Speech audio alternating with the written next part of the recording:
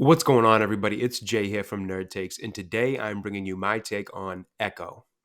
So, Echo is the latest release from Disney and Marvel Studios and is once again another disappointing entry into the current version of the MCU. It's based on a lesser known character in terms of popularity, which, from the announcement of the show, begged the question of why. In fact, I found myself asking the question why quite frequently with this one. Echo made a live action debut in the equally as unimpressive Hawkeye show back in 2021, and from what I can tell, did little in gaining any more popularity as a character in general, never mind enough to garner a solo show.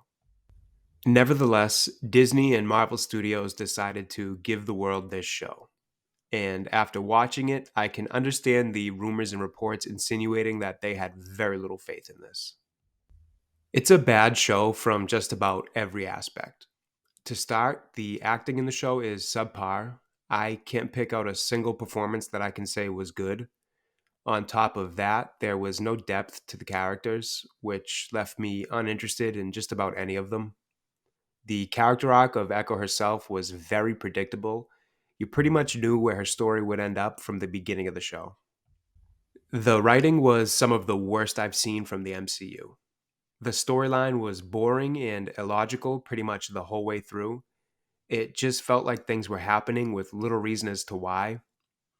The dialogue was clunky and cringe, and at some points, the lines just took you right out of any immersion the show was trying to create. The changes to Echo's powers didn't really work for me.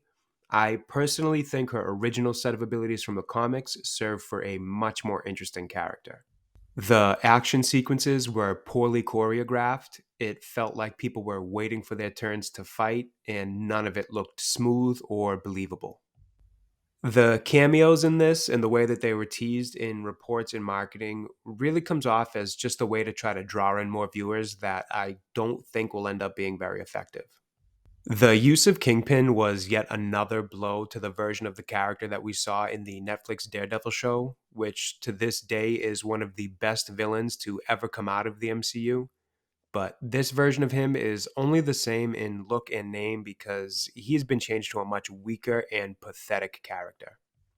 As a whole, it's just a poorly made show and one that it seems like they knew wasn't of great quality. The full season release is a bit of a sign of something that they wanted to move on from quickly, given that they don't typically release their shows in that format. As I stated earlier in the video, it's just another disappointing entry among many others in the last couple phases of the MCU.